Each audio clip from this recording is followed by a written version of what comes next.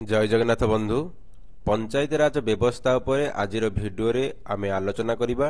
ग्राम पंचायत गठन, ग्राम पंचायत बैठक और ग्राम पंचायत रे स्वतंत्र बैठक केमिति और केउ प्रक्रिया रे करा जाए चलंतु जानिबा।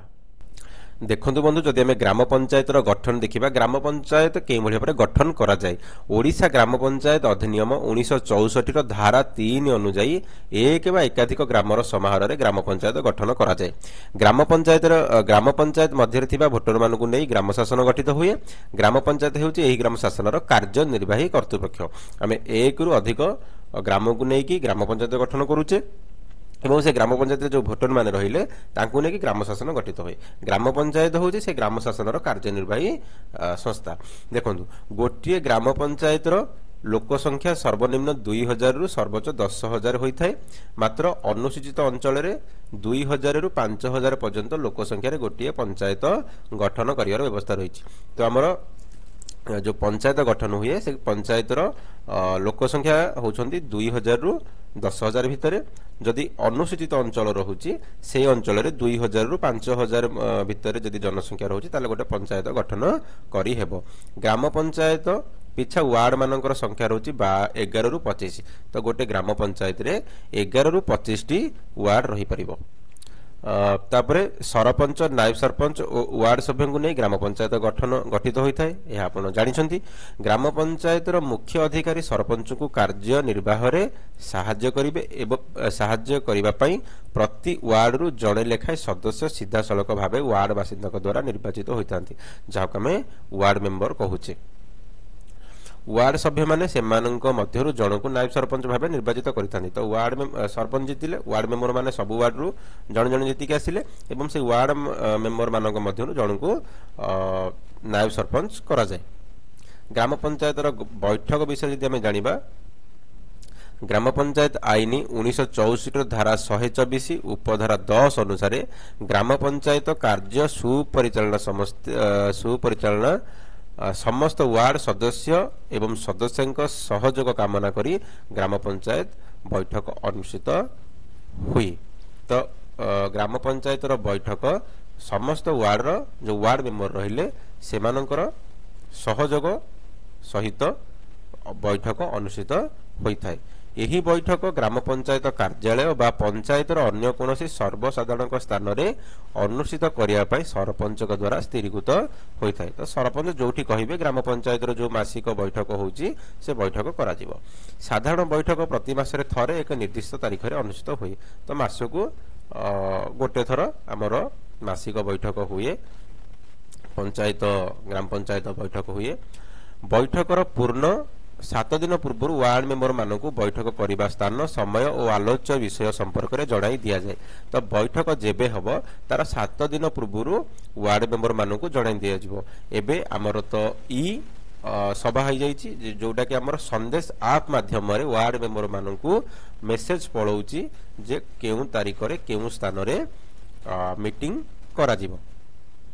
यही नोटिस एककिता नकल वीडियो को मध्य दिया जाए और सरपंच दस्तखत रे पंचायत निर्वाही अधिकारी यही नोटिस जारी करिथांती।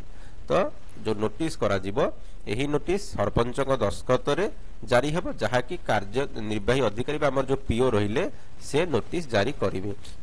एबे हमर ऑनलाइन सब किछि करा जाउची आ ऑफलाइन किछि नाही, जहा कि संदेश आप माध्यम रे समस्त वार्ड सभ्य सभ्या मानकू नोटिस रो नकल जाउची हेरी मेसेज माध्यम रे। गाँ रे कोनोसी वार्ड सभ्य अनुपस्थित थिले तांको डाकरे अंडर सर्टिफिकेट ऑफ पोस्ट रे नोटिस पठा जाए। एहार प्रमाण निर्वाही अधिकारी निज पाखरे रखि थांती।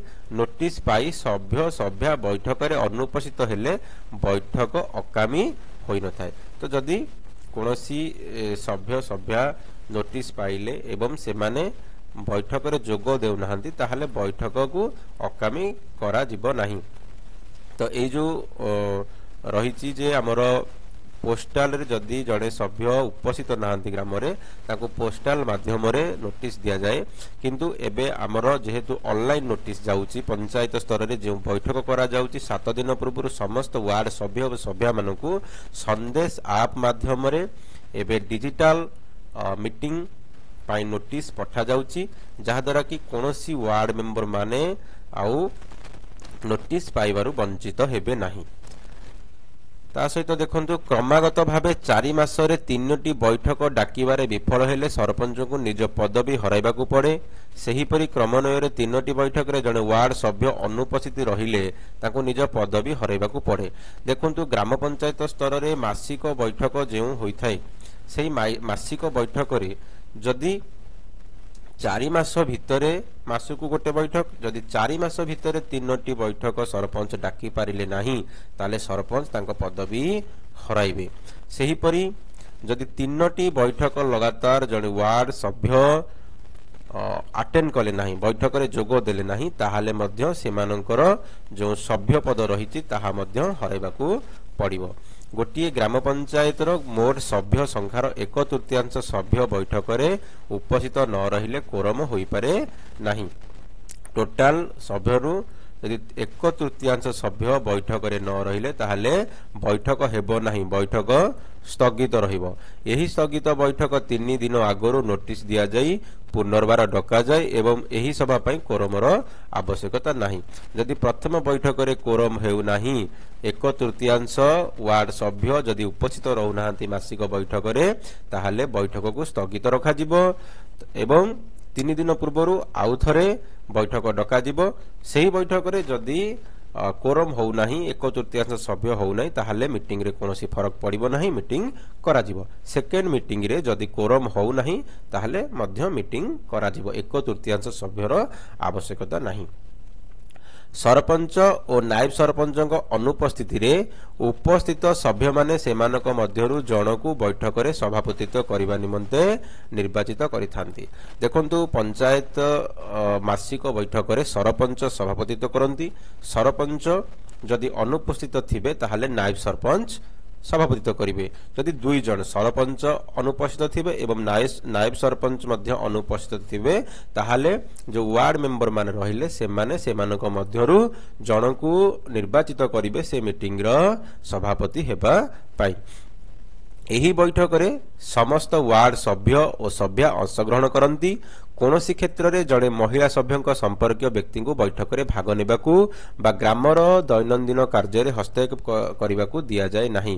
ତ ଏହି ପଞ୍ଚାୟତ ବୈଠକରେ ଯେଉଁ ମାସିକ ବୈଠକ କରାଯାଏ, କେବଳ ସରପଞ୍ଚ ଏବଂ ନାୟବ ସରପଞ୍ଚ ୱାର୍ଡ ମେମ୍ବରଙ୍କ ବ୍ୟତୀତ ଏବଂ ପଞ୍ଚାୟତ ସରକାରୀ କର୍ମଚାରୀ ରହିଲେ ସେମାନଙ୍କ ବ୍ୟତୀତ ଅନ୍ୟ କୌଣସି ଲୋକ ହସ୍ତକ୍ଷେପ କରିପାରିବେ ନାହିଁ। ଏବେ ତ ଆମେ ଜାଣିଲେ ଗ୍ରାମ ପଞ୍ଚାୟତରେ ଯେଉଁ ବୈଠକ ହେଉଛି ମାସିକ ବୈଠକ, ତାହାରି ଉପରେ କିନ୍ତୁ ଗ୍ରାମ ପଞ୍ଚାୟତର ସ୍ୱତନ୍ତ୍ର ବୈଠକ କେମିତି ଡକାଯାଏ।